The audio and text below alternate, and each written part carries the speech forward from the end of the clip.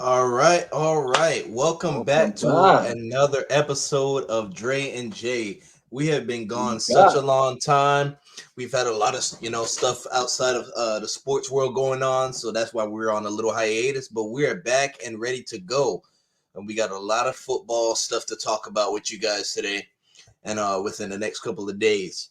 Um, I'd like to say thank you to all the viewers, subscribers, whoever you are. We are now at 248 subscribers, which is absolutely amazing.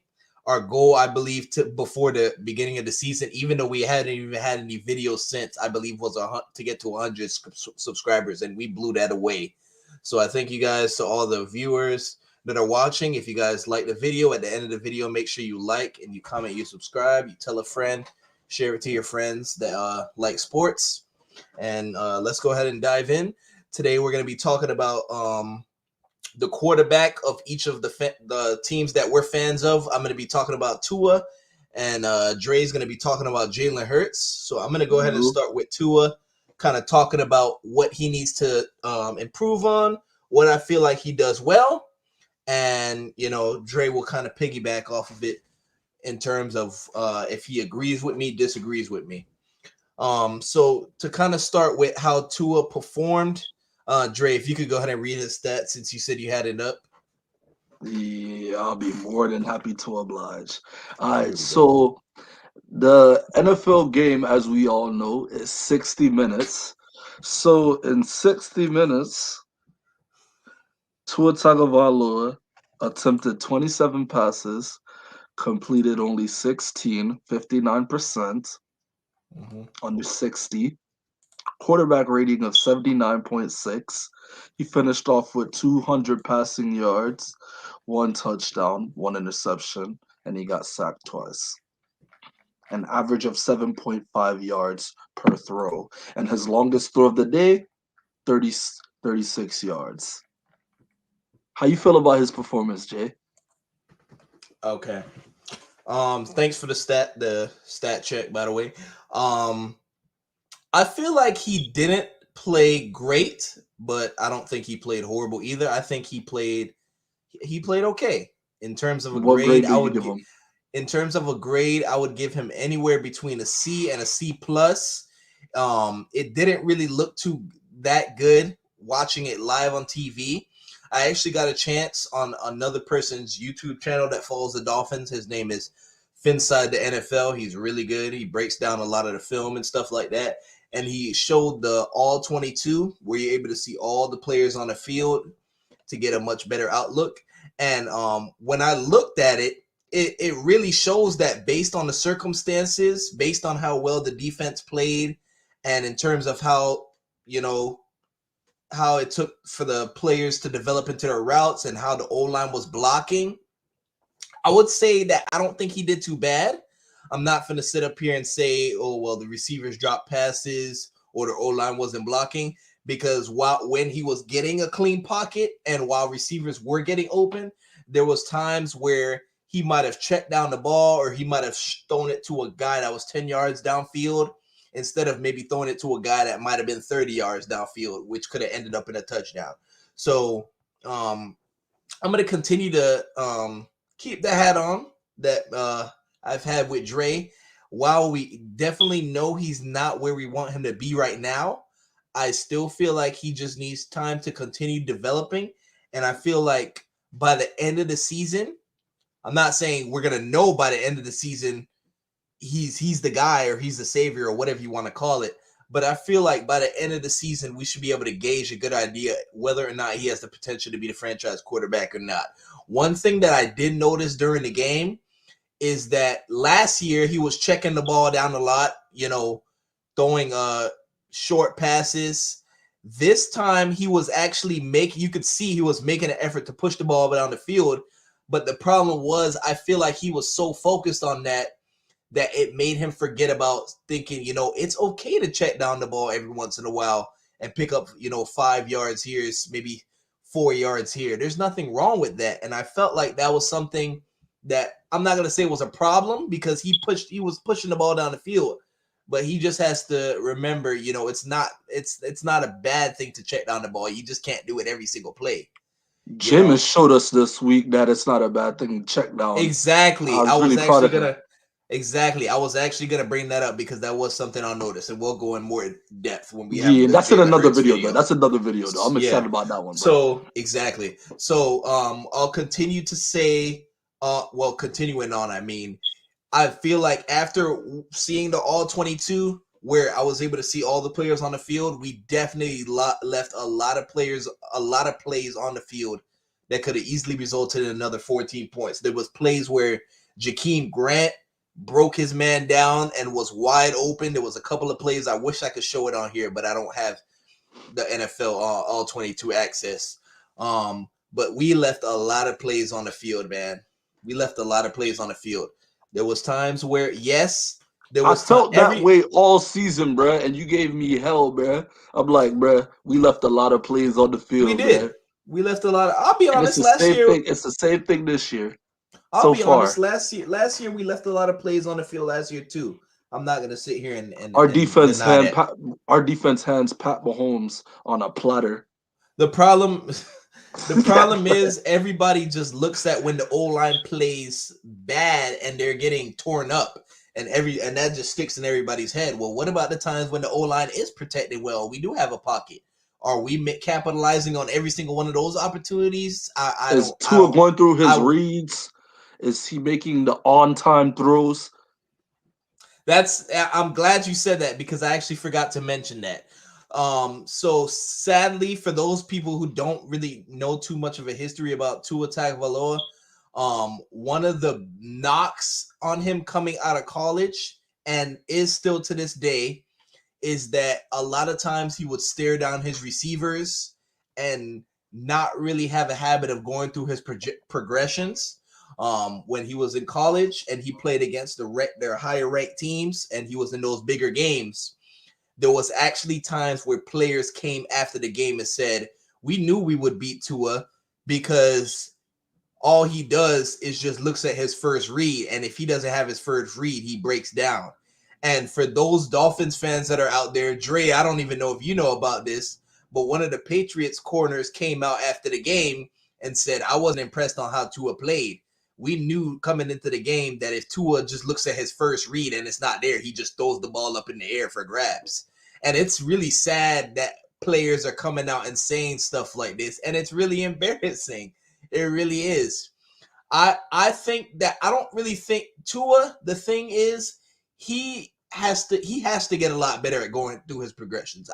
Me watching the games, a lot of times he likes to stare down his receiver, and instead of saying, hey, that guy's not open, let me go to the next guy, sometimes he sits there for an extra second. Is he really not open?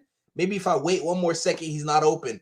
And then by the time that he realizes that guy is really not open and he tries to look somewhere else, the pass rush is already in your face. So Yeah. that's not really something to blame the O-line on. That's just something that Tua has to get better at, because you can get away with it often. Well, I'm not gonna say often. You can get away with it every once in a while, but when you start taking teams like that have really, really good defenses, not to say that the Patriots don't have one, because they did have a great defense, that's not gonna cut it. You're not gonna be able to get the job done. So Tua has been able to make things happen. Even though he has a habit of staring down his receivers, I'm not Yeah. gonna just sit here and say that he never goes through his progressions. He just has to get a lot better at it. And it's really kind of disappointing to hear players come out and say that, like they have this guy figured out and that he doesn't have a chance. So that's, he has to get better at his progressions in order to jump to the next level. Another thing that I will say about the Dolphins in general is that we have to run the ball more. Myles Gaskin, which is our first string running back, was averaging, if I'm looking back at the stats, he was averaging 5.4 yards a carry. He had 49 yards, but he only had 9 carries. That's pretty decent, bro. So you're So telling me if we runs the ball on first down, that's 2nd and 5. That's yeah, manageable. We can break the defense down. exactly. We have to be more consistent with running the ball. You can't just expect to put the quarterback in a situation where on third downs, it's a 3rd and 9, a 3rd and 11, third and 8. Like Yeah. you got to be able to run the ball. I mean, we were running the ball somewhat well when we were doing it. We just have to do it And I more. think Tua felt more comfortable. In my opinion, he's not built to just step back and be in a passing situation every single play because you're putting pressure on him. You're basically giving the defense permission to like now go after a quarterback who's still Exactly. he's still trying to get comfortable, trying to get into the flow of the game. So I feel like, leaving the running game in the first half was not a good idea by coach. Exactly.